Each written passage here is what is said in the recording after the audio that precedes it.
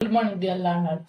আজকে আমরা একটা ইংলিশ স্টোরি পড়বো, আর স্টোরি পড়ে বাংলা মানে জানবো। এই স্টোরিটা হচ্ছে দ্য সিগাল অ্যান্ড দ্য হক। চলো ভিডিও শুরু করি। দ্য সিগাল, সিগাল কি? সিগাল এক ধরনের পাখি। দেখো, হ্যাঁ, এটাকে বলা হয় শঙ্খচিল। সিগাল অ্যান্ড দ্য হক, হক হচ্ছে বাজ পাখি। সিগাল আর হকের বাজের গল্প এটা। ওয়ান্স, একবার, a seagull lived on the sea shore. Once, একবার, আসিকা, একটা শঙ্খচিল, লিভড, থাকতো বা বাস করতো, অন দা সিসোর। সিসোর কি? সমুদ্রের কিনারা বা তট। সমুদ্রের তটে বা সমুদ্রের কিনারায় বাস করতো একটা শঙ্খচিল। হি এট crabs, ate small fish, but he never caught a big fish. হি এট, সে খেত, ক্র্যাব মানে কাঁকড়া, অ্যান্ড আর স্মল মানে ছোট, ফিশ মাছ। তাহলে সে কি করতো? কাঁকড়া আর ছোট মাছ খেত। বাট হি, কিন্তু সে, নেভার কট, কখনোই, কট মানে ধরা, কখনোই ধরেনি, আ বিগ ফিশ, একটা বড় মাছ। তাহলে সে কি করেনি? কখনোই বড় মাছ ধরেনি। Which could only be found in the deep C.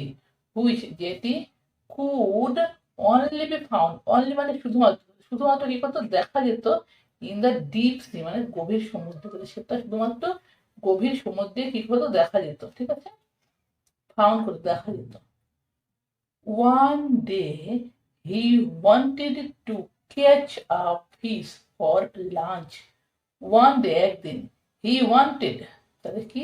সে চেয়েছিল, টু ক্যাচ, ধরতে, আ ফিশ, একটা মাছ, ফর লাঞ্চ, তার লাঞ্চের জন্য, তার দুপুরের খাবারের জন্য, মধ্যাহ্ন ভোজনের জন্য সে কি করতে চেয়েছিল? একটা বড় মাছ ধরতে চেয়েছিল। He pounce on a very large fish. He pounce, pounce মানে থাবড়ানো হয়ে যাবে।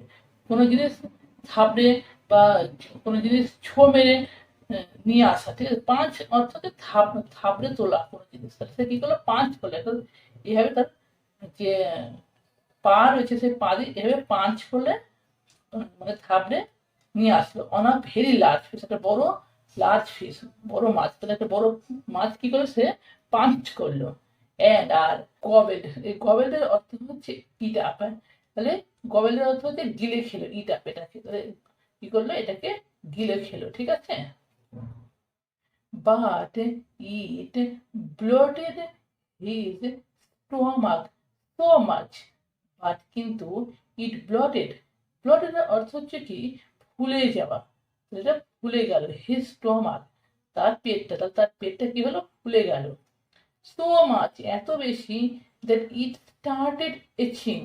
it started, এটা শুরু হলো, itching মানে ব্যথা হওয়া। তাহলে এটা ব্যথা হওয়া শুরু হলো কি? তার পেটটা অনেক বেশি ফুলে যাওয়ার জন্য ব্যথা হওয়া শুরু হলো। এট লাস্ট, অবশেষে, হি ডাইড, সে মারা গেল। Of the pain in his stomach. Pain মানে ব্যথা, স্টমাক মানে পেটে। তাহলে পেটের ব্যথায়, ইন হিজ স্টমাক, তার পেটের ব্যথা, তার পেটের ব্যথা কি করলো? সে মারা গেল। এজ হি লে ডেড, এজ, যেমনি, হিলে ডেড, ডে মানে পড়ে থাকা, পড়েছিল কি? ডেড মানে মৃত্যু, মৃত্যু অবস্থায় সে পড়েছিল।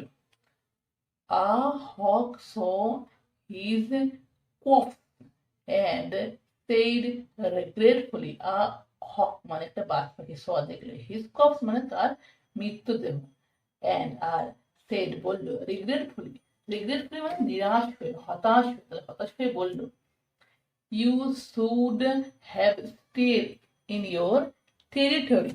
টেরিটরি মানে কি? টেরিটরি মানে সীমানা, ক্ষেত্র।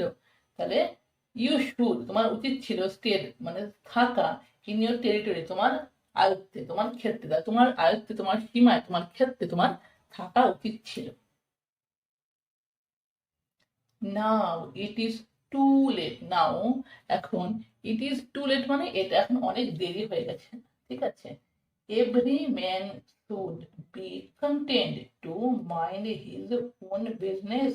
এভরি ম্যান, প্রত্যেক মানুষের, শুড উচিত, বি কন্টেন্ট, কন্টেন্টের অর্থ হচ্ছে সন্তুষ্ট থাকা। তাহলে সন্তুষ্ট থাকা উচিত, to mind his own business. Own business মানে নিজের ব্যবসা, তো এই ব্যবসাটাকে এখানে বলো কাজে, তাহলে নিজের কাজে বা নিজের কাজ যেটা করছে তাতে কি হয়, সন্তুষ্ট থাকা দরকার। মোরাল, নৈতিক, there is a limit to everything. Everything মানে সব কিছু, আর লিমিটের অর্থ হচ্ছে সীমা, ঠিক আছে? তাহলে দেয়ার মানে সেখানে, ইজ মানে হয়, তাহলে সেখানে একটা লিমিট থাকা দরকার, মানে বোঝাতে চাইছে যে সব কিছুর মধ্যে একটা সীমা থাকা দরকার, ঠিক আছে? তো আজকের গল্পটি এই পর্যন্তই। গল্পটি ভালো লাগলে লাইক শেয়ার সাবস্ক্রাইব করে চ্যানেলটির সঙ্গে থাকবেন। Thank you.